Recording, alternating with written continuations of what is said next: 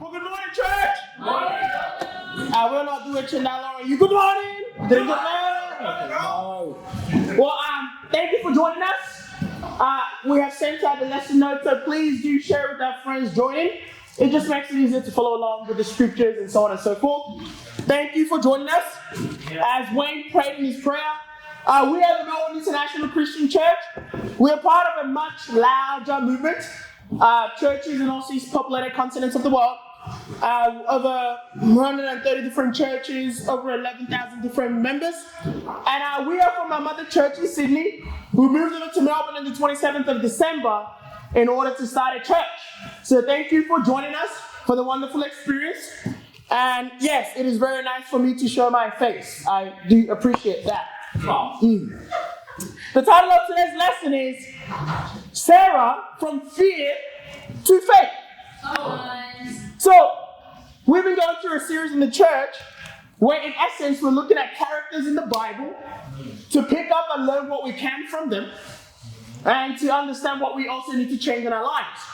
And we've sort of been going through the characters in Genesis, and today we're looking at Sarah from fear to faith. How are you doing with fear right now? Some of us like to think we have no fear. And I look at those people and say, you don't know yourself. Fear is in every single human being. Someone is afraid of something. But that's fine. Fear also happens to be the opposite of faith. So if you're full of fear, that means you're lacking faith. If you fear about making a decision, that means you're lacking faith. And you know what's interesting? When it comes to a relationship with God, the one ingredient that you cannot achieve a relationship with God without is faith.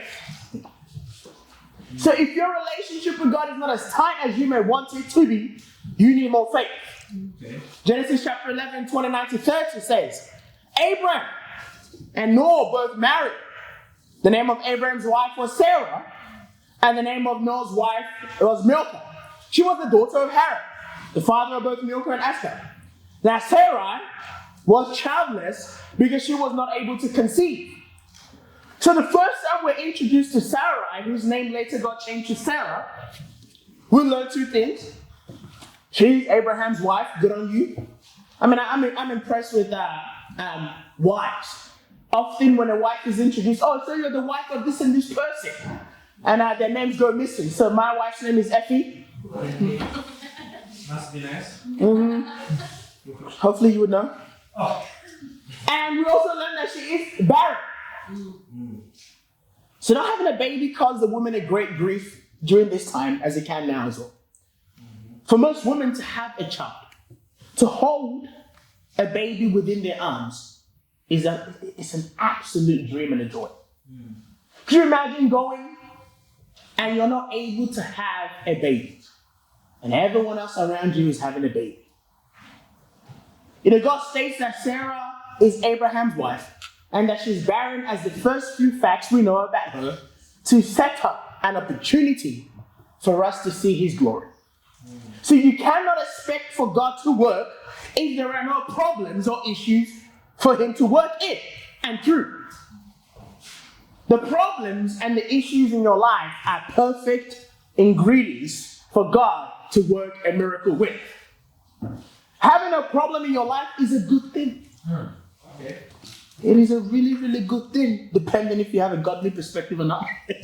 Let's go. See, our problems are an opportunity for God to display his power.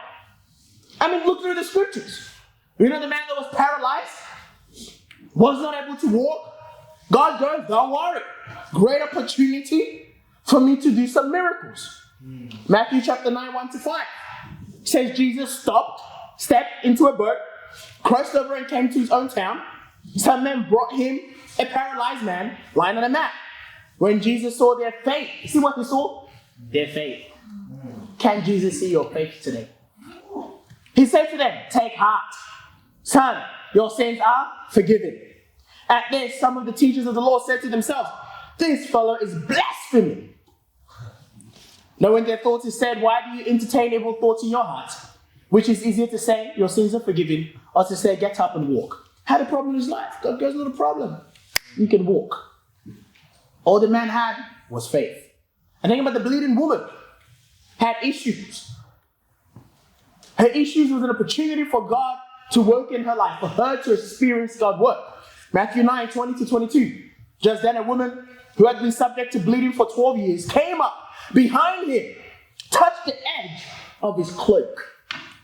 She said to herself, if only I touch his cloak, I will be healed. Jesus turned and saw her. Take heart, daughter. She said, your faith has healed you. And the woman was healed at that moment. Again, what was it that helped heal her? Her faith. Her faith. So you can ask yourself, where is your faith at today? Do you have blazing hot faith? Or are you full of fear? I think think about it. What issues are currently in your life? If I gave you a piece of paper and I said, write down your issues, I'm sure there will be a long list. This, single, this, single, this. Okay. Many more things, fight, school, work, money, single. Okay. I'm sure the list will be long. But do you look at that list and go, man, I am so excited for all the things that God is going to do. Man, I am so excited for the ways that God is going to come through. For some of us who have visa issues, I want to stay in Australia, but I don't know how that's going to happen. You know what's interesting? You can choose your issue, but you can't choose God's solution for it. God will give you a solution. The question is, you can't choose a solution. You have to be okay with it. It is a solution, might just be not the solution that you want. Come on. So I had a friend, his name was Scotty. And I had another friend, her name was Barrett. Both of them got what they call the government scholarship. Basically, if you are in the islands, they're from Samoa. The government wants to send out people from Samoa overseas to study, to get greater education, higher experience. And they will fully pay for their school fees, plus give them allowances. But there's a condition. After you finish your 3, 4, 5-year degree, you're to return back to Samoa and to work for the government for about 3 or 6 years. No, not that much, right? See, they had this condition. They were studying, they became disciples, they become Christians. They loved Australia. They wanted to stay in Australia. They kept trying to stay in Australia. God, fix my issue. God goes, I really have a great solution. I have a wonderful solution. Tell me, God, this solution is incredible. God, I can't wait. Just go start a church in Samoa.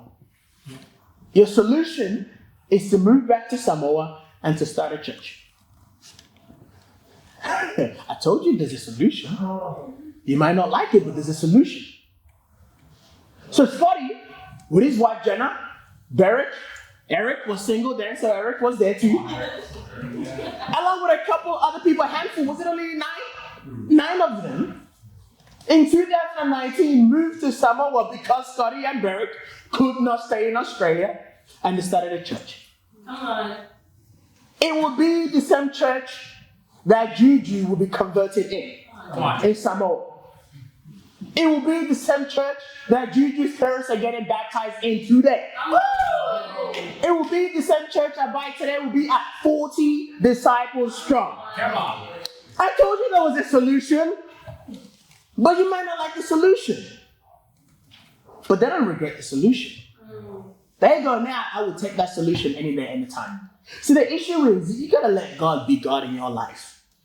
I think that many of us struggle. Let's talk about anxiety and depression is a real thing today. I mean, this is proper real things. This is not something we're to take lightly. I think of my friend Joe. He struggled with depression for a good period of his life. And he said it heightened for him when he started leading our church in Sydney, 2014. I mean, the pressure of leading, feeling like it all depends on you and it's all on your shoulders. I mean, it got real big time for him. Points he goes, I don't even know if I want to lead anymore. I just want to leave it all behind. It was a real proper time.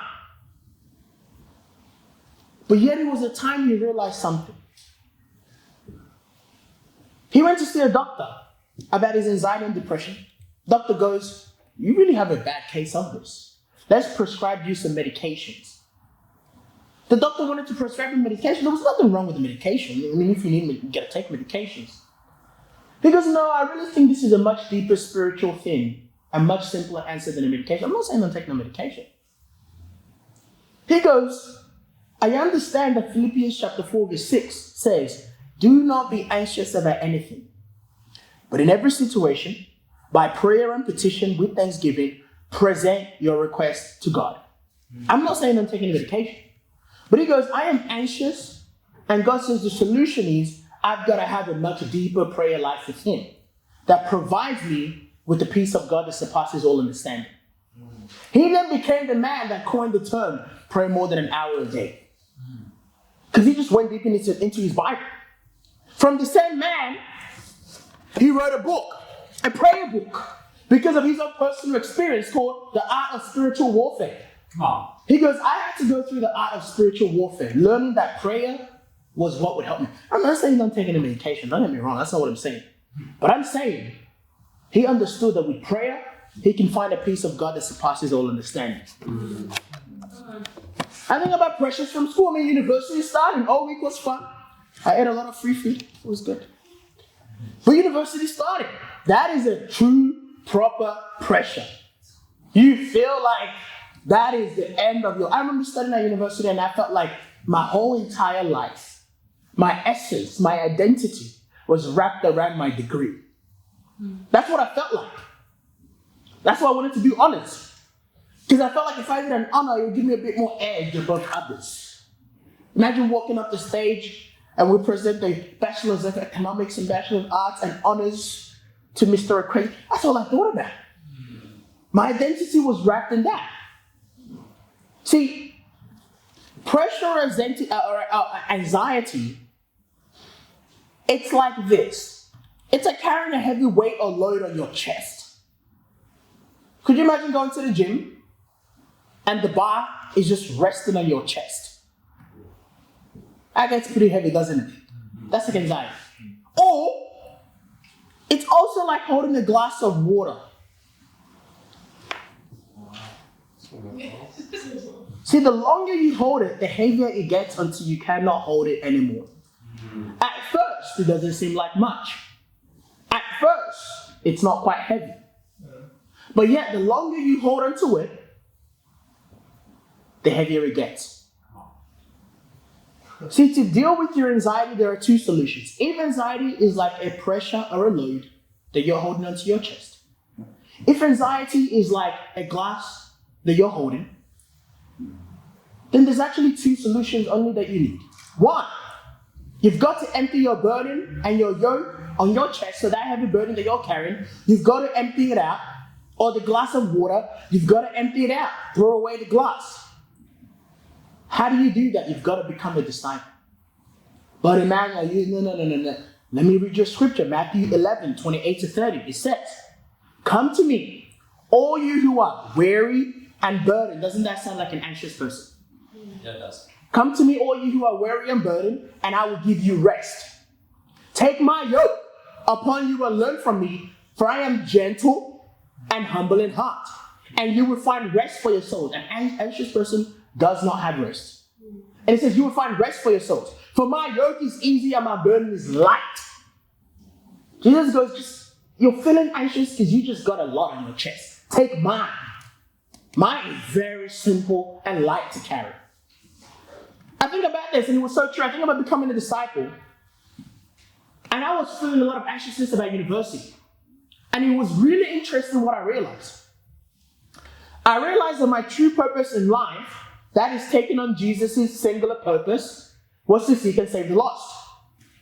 See, I felt a lot of pressure at university. I had a lot of family back home dependent upon me.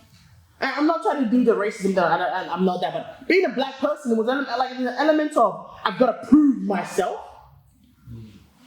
And it's not like that, it's just you feel it. So I walked in feeling like I had to work harder, much tougher than everyone else. See, that was my whole essence of life. But then I realized that was the very thing that was making me anxious. Because I was living a purpose that wasn't my purpose. I was trying to live a life that wasn't what I was created for. See, becoming a disciple, I understood that everything else in the world besides heaven was meaningless. You are anxious because you are filled with things that you think are meaningful, but in reality they are meaningless. A degree will not get you to heaven. I know people that make more money than people that spend more money at university paying for the degree. I'm not trying to say don't study. I'm not trying to say university isn't important. I'm trying to say people do engineering degrees. They get out of university, they get to get a job, they look at them and go, everything you've learned in university, forget it. You learned old systems that are bad. You learned old systems that we don't even use. Let me teach you some new stuff. So you spend all this time worrying. It was not that I didn't long to study or didn't do well in university, I still wanted to. It was just that I understood what really mattered and what did not. Matthew chapter 6, 19 to 21 simply says, do not store up for yourself treasures on earth, where moths and vermin destroy, where thieves break and steal, but store up for yourself treasures in heaven, where moths, vermin do not destroy, where thieves do not break in and steal, for where your treasure is, there your heart will also be. See, what's interesting about this scripture, God goes, everything you're trying to store up in this world is going to die. Everything you're trying to store up in this world is going to end. It is all meaningless. So the things of this world is the very things that makes you anxious.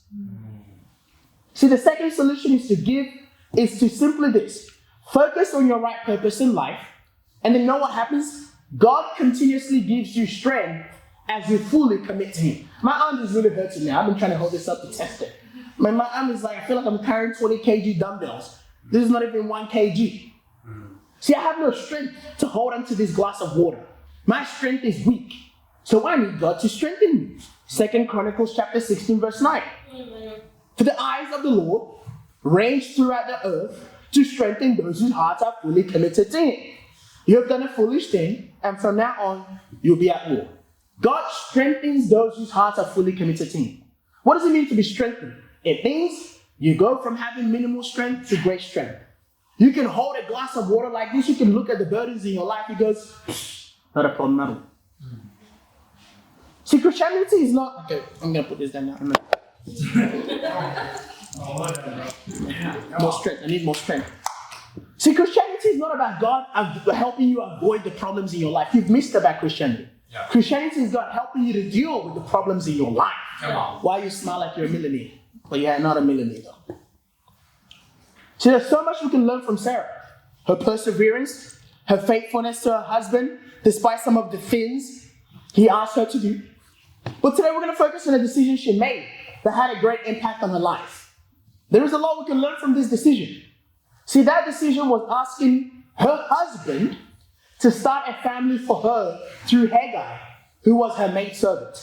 So that's like you marrying, and you had a maid, you couldn't conceive, so you go to your husband, sleep with my maid, and when she has a baby, we will start a family through that baby.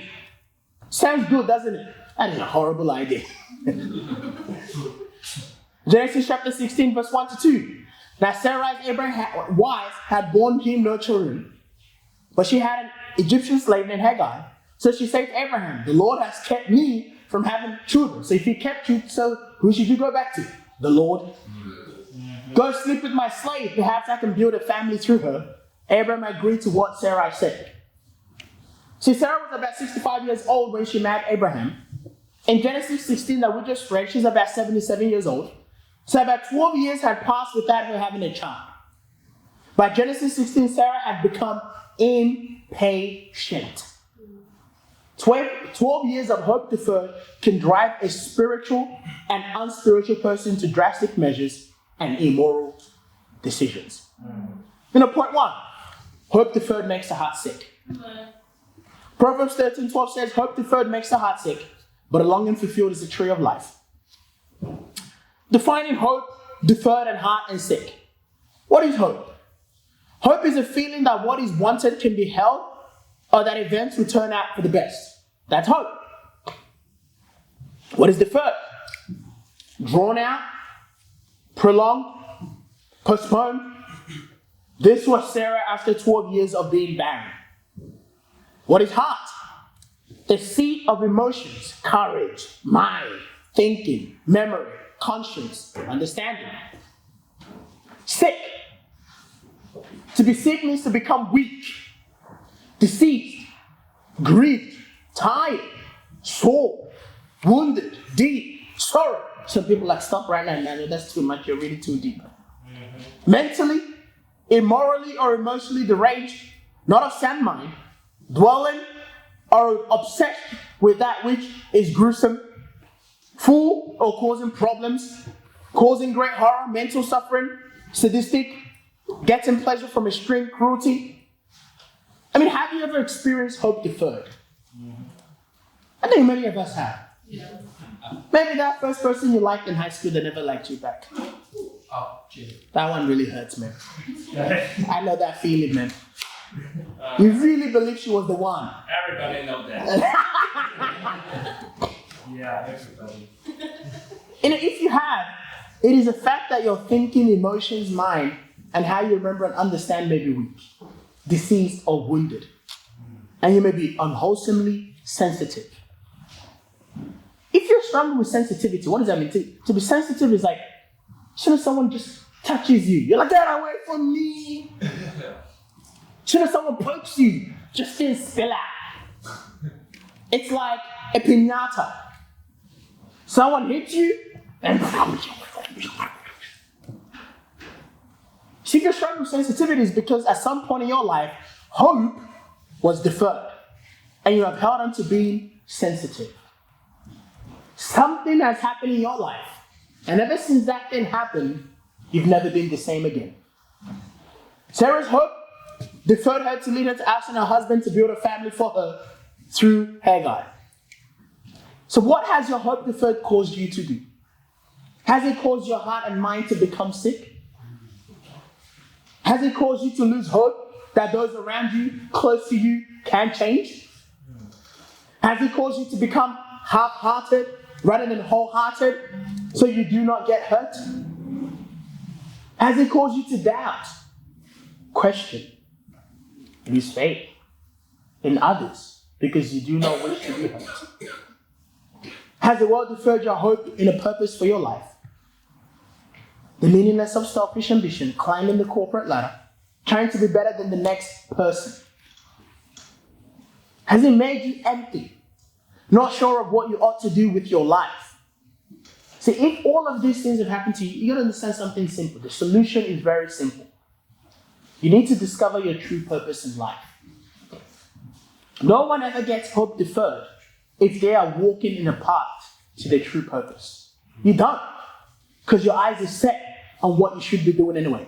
Luke 19 verse 10, this is Jesus' purpose, therefore this is all of our purpose. For the Son of Man came to seek and save the lost. That's it. Your job, your purpose in life is to help others get to heaven. That doesn't hope defer you. Because no matter the time, the effort you put to know that someone can get to heaven, that's all you need. You know, you're losing purpose in the world. I really want to lift up my wife. I really do. Come on, Effie. And then my wife, at a point in her life, discovered her true purpose and she's never looked back. If you know my wife, she's a very ambitious person. She doesn't like to think she's an ambitious person. And that's a good thing. Ambition is not wrong. Ambition just means you want to do something with your life. See, she grew up having to care for her mother, take care of her own life. And while having to do all that, she saved up a good amount of money for herself. She had a plan. She had looked at all the different houses she was going to buy. She had put a deposit to then be able to get herself a house and start building her portfolio. She had her money sorted, set aside. She had a job, a great job in accounting. She was studying at the same time as she was working. She was about to graduate. Yet her mother goes through an episode of bipolar. And all that money she has saved up went straight into taking care of her mother. Gone overnight. Money comes, money goes. Yet in all of it, she realized something.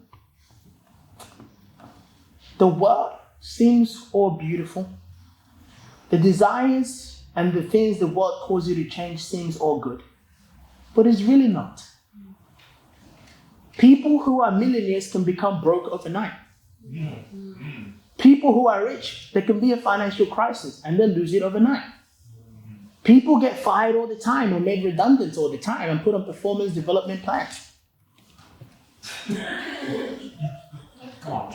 Maybe that's God telling you to get yourself in the ministry. That's just the world. COVID happened and a lot of works fired people because they couldn't afford to pay them. And their business shut down. And the business shut down. Thank you, Billy. Come on. That's just the world. So if you keep looking to the world to keep you safe, make you feel secure, I'm sorry, you won't. Effie understood this. And when she understood this, she goes, I need to live out my true purpose. She gave up her accounting job. She finished her degree, graduated, gave that up, and goes, I'm going into the full-time ministry. Come on, Effie. And it's blown my mind what God has done with her in just since 2019 to now of us being in the ministry. She helped people from Japan, the Philippines, Australia, Indonesia, China, Chile, Samoa, Tonga, Ghana. I mean, the list actually goes really on. Wow. Did she know that when she started? No. But God goes, I got a purpose for you that you can live out. You know, you're losing hope that people can become disciples or the church will grow because of those studying the Bible didn't make it. I had to learn this the hard way. I remember when we were leading a group in Sydney for 3 years. Nothing happened. 3 good years. Nothing happened. People didn't become disciples. I had issues with God. I was frustrated at God. You told me people will become disciples. What is wrong with you? That's me talking to God. Did I go frustrated at myself? You're just not good enough. Did I go frustrated at the people that I was leading? I'm just leading with a bunch of ragtag people. Only if you get me a better people. I had real issues, you can tell. Anger issues, you can tell. You know, never. You just had to, man. But I remember God was trying to teach me something. See, in all those 3 years, I made it about myself. And God goes, it is I that makes things grow, not you. My job is just to remain focused on God and be spiritual. Work hard, and God will take care of the rest. And it blew my mind, because the next year and the next year following, God just started helping people become Christian. He goes, my job was never about growing in ministry. My job was to have the best relationship with God I can have. Yeah. Are you losing hope today or married because you think your weaknesses will never stop you from finding a match? The thing is, everyone has weaknesses. Even when you get married, you see your partner's weaknesses even more than you did before. That's life. See, I had to learn this the hard way. I remember when I started dating, it was because I stopped focusing on me wanting to date and I started focusing on God. I'll tell you a story. So it was the one time I focused on, I wanted to date this particular sister. I was like, this is the one that God has for me. I was like, this is the one. I was really focused. Me, great partner together. And she goes, I only see you as a friend. Okay. Perseverance, I said. I wanted to date another sister. I was like, this one really is the one. The week I went to talk about it, she started dating as well that week. Okay. And then there was another sister. I was like, no. I've learned my lessons. I've prayed. I know what God wants me to look for. I went for it. And she never liked me. Then I go, you know what? There's a problem here. I keep focusing on the person rather than focusing on God. So I remember this. I literally didn't care about dating anymore. I'm like, I'm done with this. I'm just going to focus me and God. And as soon as I didn't care about it, was when I started talking to Effie, who cared about me. I was like, this is really interesting. I was waiting for me to stop being so self-centered. and just focus on him to go, finally, let me give you what you want. When we take matters into our own hands, the consequences can be irreversible. In Genesis 16:4-6, it says, this is about Sarah. It goes, when she knew she was pregnant, Hagar, she began to dispense her mistress. Then Sarah said to Abraham, you are responsible for my wrong I'm suffering. Look, I kind of have to defend Abraham here. What the heck, man? Poor guy. No, he's not a poor guy. He was an idiot. He shouldn't have done it. But anyway, I put my slave in your arms, and now that she knows she's pregnant, she despises me. May the Lord judge between you and me. Oh, my Lord. Your slave is in your hands, Abraham said. Do whatever with her you think is best. Then Sarah mistreated Hagar, so she fled from her. See, when Hagar learned that she was pregnant, she despised Sarah. See, the maidservant started thinking she was the wife. Why? Maybe because Hagar looked down on Sarah for allowing another woman to be her husband. She just saw her as a vile woman. Maybe Hagar knew that Sarah would raise her child with no say from her, and she resented Sarah for it. Maybe Hagar actually fell in love with Abraham and wanted Sarah's position to raise her child. Hagar felt better than Sarah, maybe, because she had just went from the status of a maidservant to being the second wife. Whatever it may be, Hagar despised Sarah. See, when Sarah was making that decision of Abraham, go build a family with Hagar, I don't think she thought about these consequences, did she? See, that's what happens when you take matters into your own hands. Hagar despised Sarah. It was obvious to Sarah. When Sarah saw this, she blamed Abraham for the wrong she is suffering. Now, why did she blame Abraham? It's because she refused to take responsibilities for her actions, anger, and total failure to love the truth. Now, let me ask you, do you run away from your mistakes and faults? Sarah was a coward. So when you take matters into your own hands and the situation doesn't work out the way you hoped for, do you take complete ownership? See, we want to take full ownership of who we marry, but we don't want to take full ownership of transforming their characters to become more Christ-like when they're not as Christ-like as we imagined. We want to take full ownership of our decisions, but we don't want to take full ownership of the consequences of our decision. We want to be able to choose our decisions, but when it comes to the consequences, we just want to push it aside. Blame shifting is what it's called. You know when it happens? It happens when pride comes. When we blame shift because we can't bear the truth or guilt that we have had a hand in creating a disastrous situation in our lives, we look for someone else to blame. We don't want to believe that our folly caused us an injury. You caused me to be hurt. Last time I checked, you were you and I was I. You know, what areas of your life do you need to take ownership of? I think people need to take ownership of their salvation. So yeah, we study the Bible with people and so on, but at the end of the day, it is between you and God. Yeah. No one else is going to stand next to you come judgment day, but between you and God. You can't put someone aside. Well, she was studying the Bible with me, and she didn't finish the studies. That's why I wasn't saved. God will be like, what are you doing? I think of my friend Dante. Cancelled a whole week of work to get right with God. He understood the importance of it. He took ownership of his salvation. He goes, you know what? On judgment day, it's just going to be between me and God. I need to get right with God, and I need to get right now. Then my friend Scotty studied the Bible, didn't like the truth, then he ran away. So make fun of him about it today. He ran away. Gone for 6 months. He went to visit other churches. This church, that church, this church. And none of it was true. He goes, man, I'm cursed with the truth. I've seen the truth in the Bible, and I'm cursed with it. So one Sunday, he walks into church. And he walks into church thinking everyone was just going to be clapping for him. Welcome back. We're so glad you're baptized. And everyone was just busy worshiping God and studying the Bible with others. He's like, damn. But he walked back in though.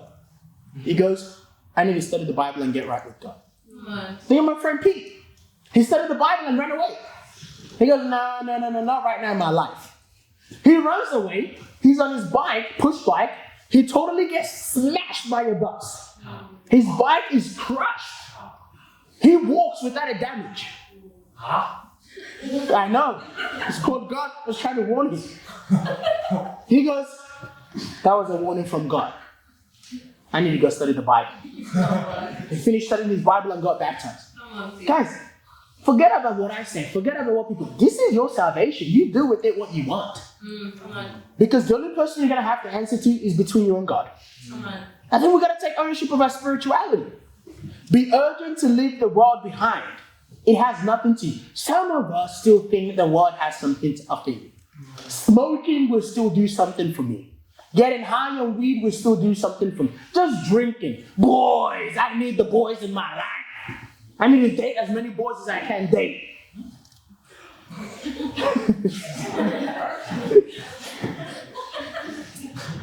Or as many women I can date, whatever you want.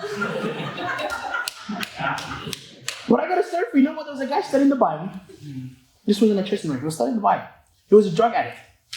And as he was studying the Bible, he actually started to get off the drugs. He was. He's getting off it. It comes, let's say, like a Saturday, they did a study, finished all the studies, and he was set to get baptized the next day. He was excited about it. He goes home, he goes, well, I'm about to start a new chapter, the new life in my life. I'm about to be born again. Let me just go and do drugs just one last time. Exactly, yeah, it's true. Let me do it just one last time. And if I do it just one last time, I will never touch it again as I'm getting baptized tomorrow. Some of us like to think like that with sin. Let me wait for another week to get baptized. Another week to do what? To sin? What else are you waiting for? If you want another week, you only want another week to do whatever you want. So that night, he goes out to do drugs and he ODs and dies that night. Before he's even baptized the next day. You're going to take urgent ownership of your salvation. Yeah. Of your spirituality. Come on. One night, just one move. And he OD'd. And could you imagine God just looking at me like, I gave you the chance. I gave you everything you wanted. And I just wasn't enough for you. You loved that drugs more than you loved me. You know, why did Sarah take matters into her own hands? She was full of fear, not faith. That's all it was. She was full of fear, not faith. Hebrews 10:38 says, and by my righteous one will live by faith, and I take no pleasure in the one who shrinks back. Fear and faith go hand in hand because every situation that should cause you to fear is the same situation that requires you to have faith. See, the difference between fear and faith is this: God. See, it's like this. I fear jumping off the cliff because I will die. A faithful person will say, I am excited. I am excited to jump off the cliff because God will catch me. See the difference? Some of us are like, no. You don't have faith. You don't believe God will catch you? Well, that's your problem. You don't believe God is down there ready to catch you. That's why you're full of fear. It's like you're riding back across the realms, but the God's going to stop the bus. There you go. Maybe the bus will still hit you. I don't know. But you never know. No, I'm talking about that guy. Yeah. I fear to fully commit to God because I don't know what is on the other side. A faithful person would say, I am excited to fully commit to God because I know He has great plans for me on the other side. I'm afraid to trust in God. What if He lets me down? What if it hurts me? A faithful person would say, I'm excited to trust in God because of His love and compassion. This is what faith is. Hebrews 11:1. Now faith is confidence in what we hope for and assurance about what we do not see. You know what the key word there is? Do not see.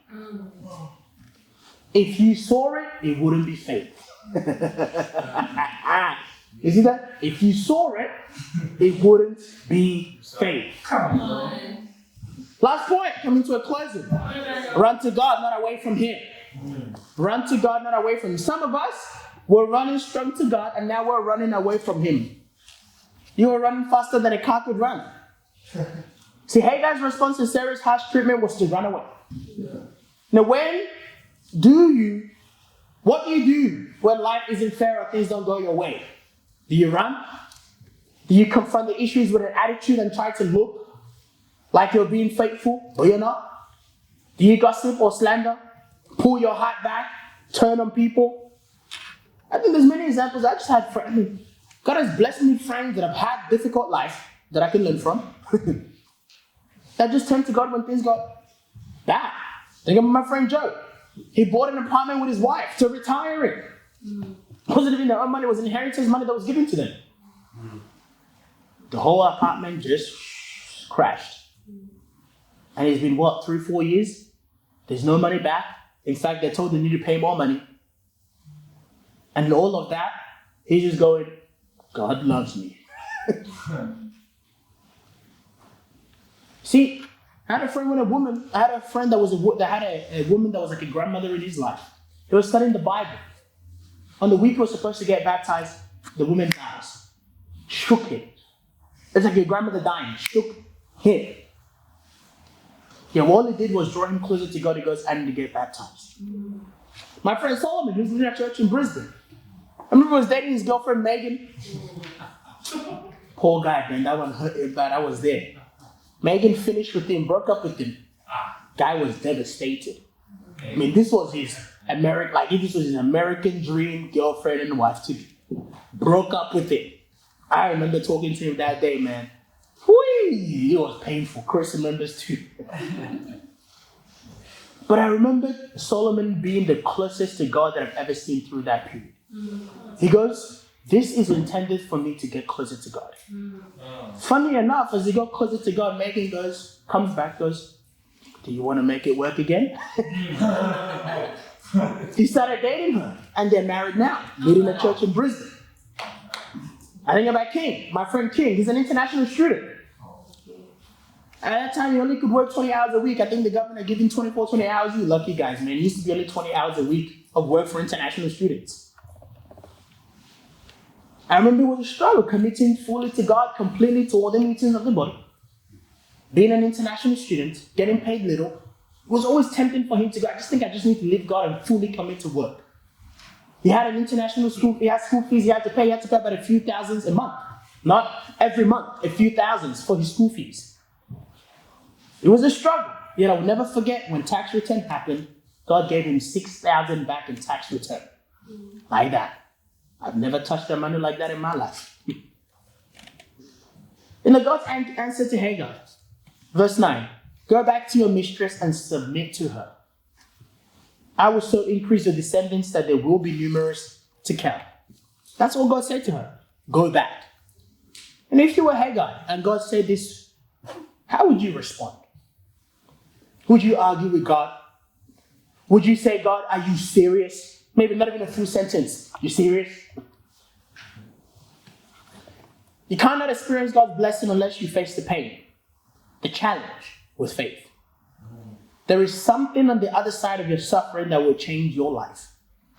Are you willing to endure the pain to get it? Because that's the only way to get it. It's all about entrusting yourself with God. 1 Peter chapter 2, 18-23. Slaves, in reverent fear of God, submit yourself to your masters. This is what Hagar had to do. Not only to those who are good and considerate, but also to those who are harsh. For it is commendable for someone to bear up arms, to bear under the pain of unjust suffering, because they are conscious of God. But how is it to your credit if you receive a beating for doing wrong and endure it? But if you suffer for doing good and you endure it, this is commendable before God. To this you were called, because Christ suffered for you, leaving you an example that you should follow in his steps. He committed no sins, no deceit was found in his mouth. When they hurled their insult at him, he did not retaliate. When he suffered, he made no threats. Instead, he entrusted to himself to him who judges justly. Now I want to leave you with a closing story. Last week was a story called the donkey. This week is called the elephant. A gentleman was walking through an elephant camp. And he spotted that the elephants were not being kept in a cage. Rather, they were held by no chains, but rather they were kept by a rope. All that was holding them back from escaping the camp was a small piece of rope tied to one of their legs. As the man gazed upon the elephants, he was completely confused as to why the elephants didn't just use their strength to break the rope and escape the camp. They could easily have done so.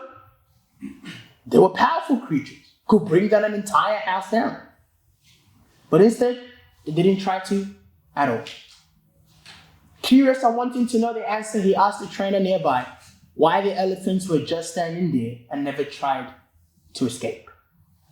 The trainer replied, when they're very young and much smaller, we use the same size rope to tie them down. And at that age, it is enough to hold them down.